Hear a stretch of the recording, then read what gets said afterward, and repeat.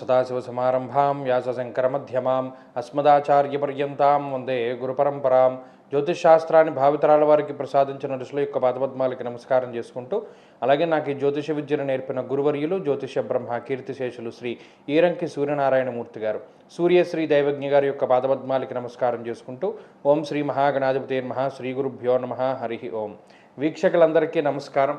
మే నెల 17వ తారీఖు లగాయితూ మే 23వ తారీఖు వరకు ఉండేటువంటి గ్రహగతుల ఆధారంగా ద్వాదశ రాశుల వారికి ఈ వారం ఏ విధమైనటువంటి శుభాశుభ ఫలితాలు కలగబోతూ ఉన్నాయో ఈ కార్యక్రమం ద్వారా తెలుసుకుందాం. అందులో భాగంగా ఈ వారంలో ఉండేటువంటి గ్రహస్థితిని గమనిద్దాం. మిథున రాశి వారికి ఈ వారం గ్రహస్థితి సాధారణంగానే గోచరిస్తూ ఉన్నది.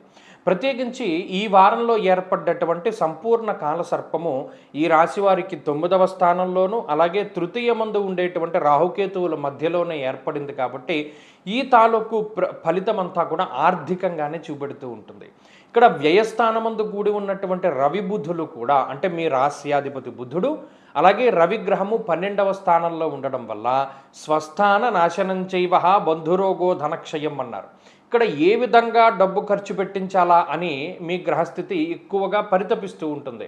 బంధుమూలకంగా ధనాన్ని నష్టపోయేలా చేస్తుంది. లేదు ఎవరిదో బండి తీసుకుంటారు, వాడికి పెట్రోల్ కొట్టిస్తారు, ఆ బండికి ఏదైనా డ్యామేజ్ అవుతూ ఉంటుంది, దాన్ని మీరు భరించవలసి వస్తుంది. లేదా ఏదో ఆటలాడుకుందాం అని చెప్పి ఏ షటిల్ బ్యాట్ పక్కవాడికి తీసుకుంటారు, మీ చేతిలో విరిగిపోతుంది, మీరే డబ్బులు కట్టవలసి వస్తుంది. లేదా ఇలా పక్కవాళ్ళ వస్తువులు తీసుకొని వాడుకోవడం ద్వారా దానికైనటువంటి డ్యామేజ్ని మీరు భరించవలసి వస్తుంది. ఈ రకమైనటువంటి వాతావరణం ఉంటుంది. అలాగే ఈ వారంలో మీకు మీరు కాకుండా ఇతర వ్యక్తులకే ధనాన్ని ఎక్కువగా ఖర్చు పెట్టడాన్ని ఈ వారం చూడొచ్చు. ఎందుకు?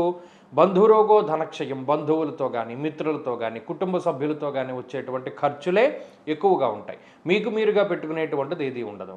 ఇంకా స్థానచలనానికి అవకాశం ఉంటుంది. ప్లేస్ మార్పు, ఉద్యోగపరంగా ఒక ప్రాంతం నుండి ఇంకో ప్రాంతానికి, లేదా ఉద్యోగ మార్పుకి చేసేటువంటి ప్రయత్నాలు మంచి ఫలితాన్ని ఇవ్వడానికి అవకాశం ఉంటుంది. ఇలా స్థాన మార్పు కోసం చేసేటువంటి ప్రయత్నాలు మాత్రం మంచి ఫలితాన్ని ఇస్తాయి మిథున రాశి వారికి.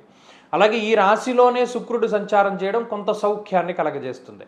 ప్రతిరోజు నడుచుకుంటూనో బండి మీదనో ఆఫీస్కి వెళుతూ ఉంటే ఈ వారంలో ఎవడో కారు మీద మిమ్మల్ని తీసుకెళ్తాడు, లేదా ఏదో ఒక సపోర్ట్ దొరుకుతూ ఉంటుంది. ఒత్తిడిలో మీతో సహాయాన్ని అందించేటువంటి వారు ఎవడో ఒకడు దొరుకుతూ ఉంటాడు. కాబట్టి దీనివల్ల మీకు పని భారం తగ్గుతుంది, పని ఒత్తిడి తగ్గుతుంది, మానసిక ప్రశాంతతతోటి ఉండగలుగుతారు, చక్కగా కాన్సన్ట్రేట్ చేయగలుగుతారు, ప్రతి విషయాన్ని అర్థం చేసుకోగలుగుతారు, కొంత మానసిక ప్రశాంతతతోటి ముందుకు వెళుతూ ఉంటుంది. ఈ వారంలో అనవసరమైన డబ్బు ఖర్చు చేశామే అనేటువంటి బాధ తప్పించి మిగతావేమీ లేవు. మిగతా అన్ని విషయాలు కూడా బాగున్నాయి. ఈ వారం ఏదనుకుంటే అది జరుగుతుంది. కాబట్టి చక్కగా పాజిటివ్గా ఉండండి. మరిన్ని శుభ ఫలితాల కోసం ఈ వ్యయంలో ఉండేటువంటి రవి దోషాన్ని పోగొట్టుకోవడానికి ఆదిత్య హృదయ స్తోత్రాన్ని పారాయణ చేస్తూ ఉండడం చెప్పదగినటువంటి సూచన. ఈ వారంలో కలిసి వచ్చేటువంటి రోజు బుధవారంగా చెప్పవచ్చును. అదృష్ట సంఖ్య 2, అదృష్ట వర్ణము ఆకుపచ్చ. తదుపరి కర్కాటక రాశి.